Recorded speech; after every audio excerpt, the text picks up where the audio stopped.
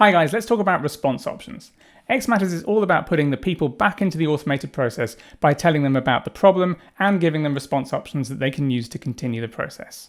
When we get a notification from xMatters to tell us there's a problem, we often would expect to have an accept response that we can use to accept responsibility for the problem and to tell people that we're going to fix it.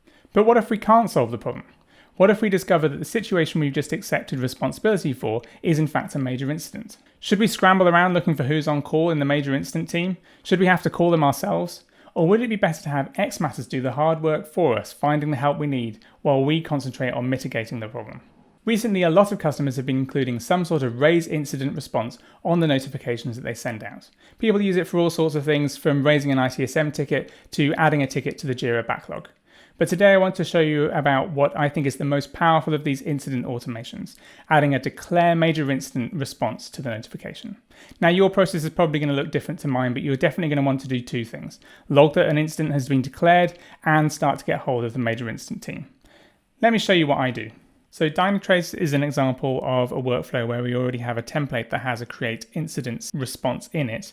But this is an older workflow which doesn't have any Flow Designer stuff in it yet. So when we come into the canvas, we get a lot of these older integrations. These are actually JavaScripts which are doing lots of work, and we want to keep them doing that work. So we're going to leave them alone. If we come over here though, we've still got an extra responses trigger. And if we add that in, we can see that we've got two responses already set up on this workflow. Head into add response, and we can see those responses here. The first thing we should do is just check out the action here in the responses. Actions are a bit like automation that we get for free. Here we have a few things that xMatters can do with the event when people choose that response option. At the moment, we've got end selected for this acknowledge response. That's not very useful because that's going to end the event and prevent us from choosing a declare major incident response later. So let's choose assign to user. Assign to user doesn't end the event, but it does stop the escalations from happening. We call it assign to user because that user is now the only user that can take further response options, and that's precisely what we want. Now let's add our third major incident response.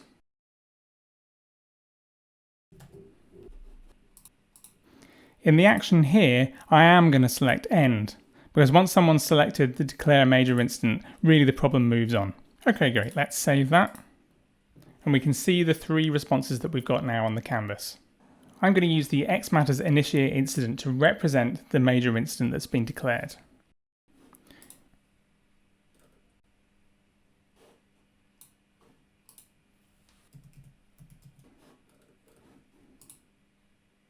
We can use information about the original problem from Dynatrace along with the information about the person who's responded to create the incident here in xMatters. I like to relate the incident to the source tool problem by using the same ID. Great, we're done with that, and let's just save the canvas. Then the next thing we need to do is create a new alert so that we can tell the major incident team about the problem and get them helping us. Now I've already gone and created a group which represents my major incident team.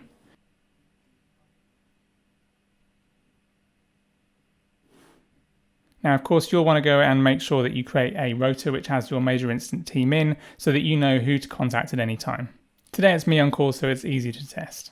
We also want to relate this alert to the incident that we created in the previous step. All we need to do is use the same incident ID, which actually is an output from that step. Let's create a message so the incident managers have the information that they need.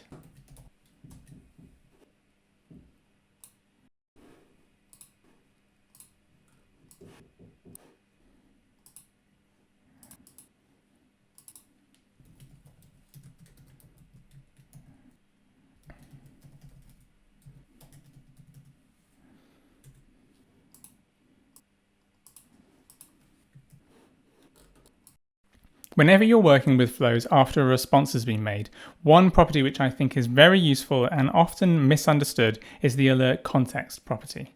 This will automatically be a string which shows how the person who responded received that event. In this case, it ought to be the group which was called out by the Dynatrace alert. Our major incident team is going to want to use the xMatters incident console, so let's include a link to the incident that we've just created. So here's a tip for easily creating links in message templates that use the properties to have more dynamic URLs. In the message template, select where you want the link to go, and then click into the insert link. Now you can't put the properties directly into the URL, but if you type URL here to mark where that is, click insert, then with the cursor still in the same place, head over to code, and you'll be put straight into the URL that you just created. See here we have URL, and we can replace that with the link URL. There's a very handy new property in here under company properties. The base URL is the base URL of the instance. This is the location of instance in xMatters. You can copy that out of the description below, and then you just need your instant ID. Okay, so we're done with that message template. Let's just name this step, and let's also give the major incident manager a response option themselves so they can accept responsibility for the major incident. Great, so let's see how that works. So let's say that I'm an on-call person for the application support team, and I've got a notification from Dynatrace to say that there's a new problem. First thing I'm going to do is I'm going to open the notification, check out the details, acknowledge to accept responsibility, and see what I can do about it. Now let's say that it turns out to be a major incident and I need to get some help. I'll come back into the notification and choose the major incident response.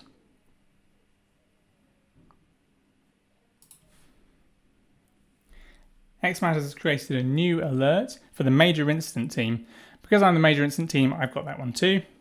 And the major incident team gets told who has declared the major incident and indeed what group they were in when they received the notification from Dynatrace in the first place.